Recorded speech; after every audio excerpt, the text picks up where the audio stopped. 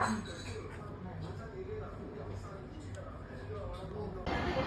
guys! Welcome to this YouTube channel kung saan lagi kayo ang kita! Yay!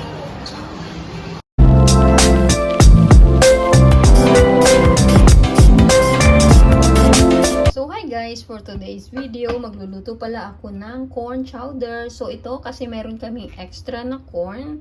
So lulutuin ko siya. So gigisa natin tong sibuyas mamaya at bawang. At lalagyan natin ng chicken yung ating corn chowder. So ito ay magiging corn chowder with chicken shredded.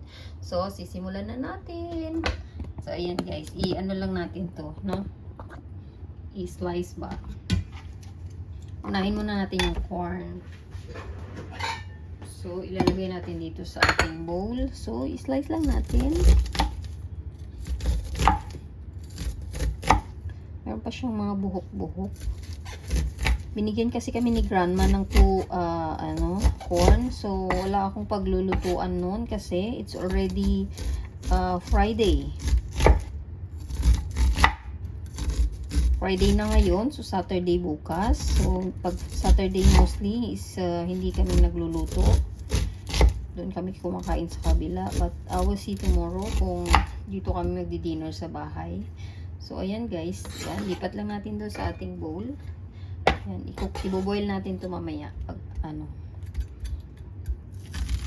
medyo to, yung corn na to. Parang young pa siya. Kasi medyo maliit yung kanyang cob. Tama ba?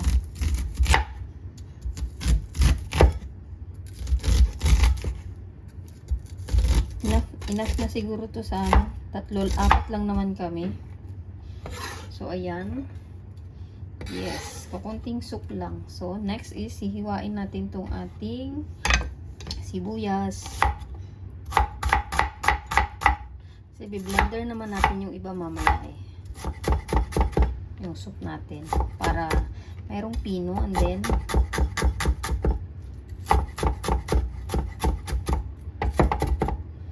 diba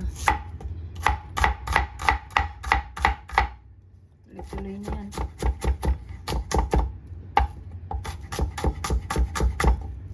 So ang gagawin ko, kukuntian ko lang muna yung soup nya kasi pag na blender ko na saka ko mag-a-add ng you'll see later how I will cook this.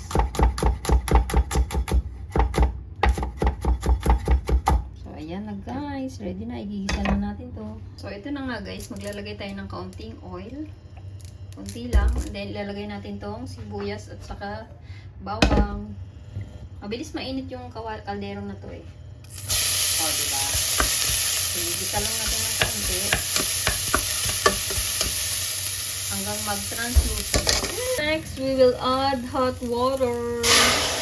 Oh, see? Now, we're going to add the corn.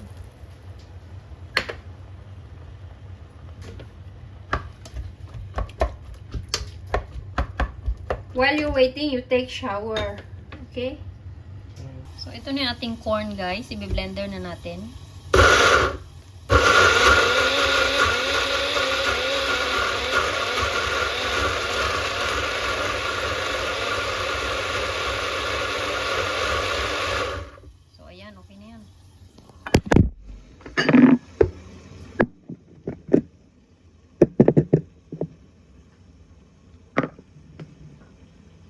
So, ito guys, ibabalik natin to.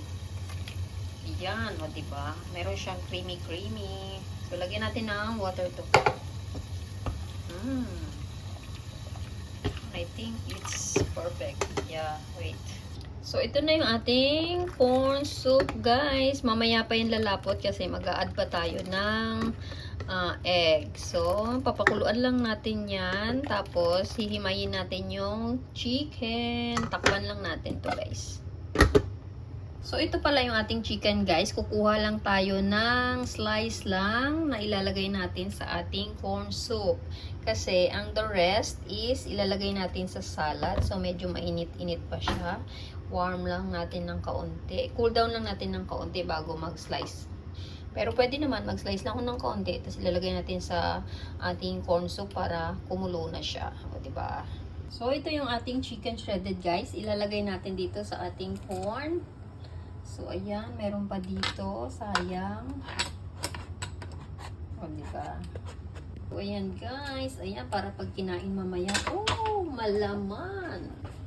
Sige nga. So, ayan. Papakuluan lang natin to ng at least another 5 minutes. At pag dumating mamaya yung boss ko, saka ko na siya lalagyan ng egg para medyo maglapot siya. So, mayroon pa naman tong corn na ano, yung hindi ko sinama sa pag-blender.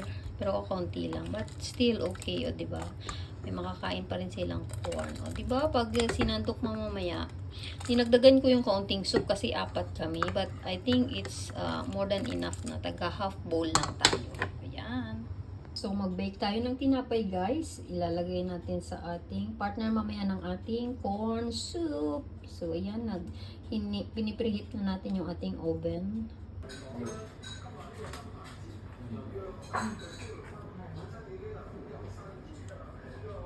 So, hi guys! Gagawa nga pala ako ngayon ng pesto na gamit itong parsley. So, mayroon tayong garlic. So, ilalagay natin tong ating parsley dito sa ating blender. Siyempre, hinugasan ko to ng mabuti, guys. Binabad ko ng ilang beses.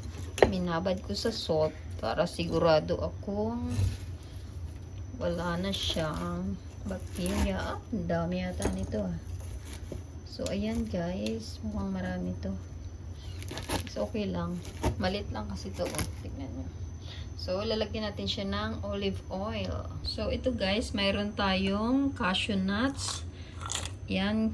Pwede pong pwede yung pine nuts at saka yung peanut. Pwede po. Maglalagay din tayo guys ng salt. So, tansya-tansya lang. Ibigyan natin yung salt kasi baka matabang. Saka yung crushed black pepper. Damihan natin. Saka yung parmesan cheese. So, ito ating parmesan cheese, guys. Yan. Diba? Next is olive oil. So, itong blender ang aking gamit, guys. Try natin. Kung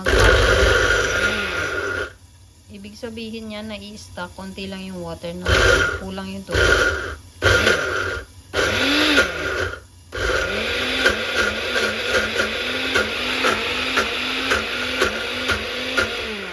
Mag-add tayo ng water. So, ito na guys. Yeah.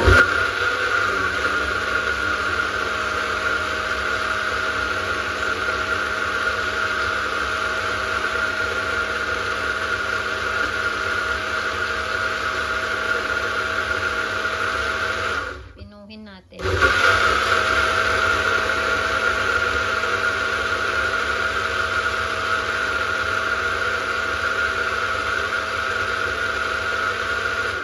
Ready na. So, ayan na siya guys, yung ating pesto. Tikman natin. So, ito na yung ating pesto guys.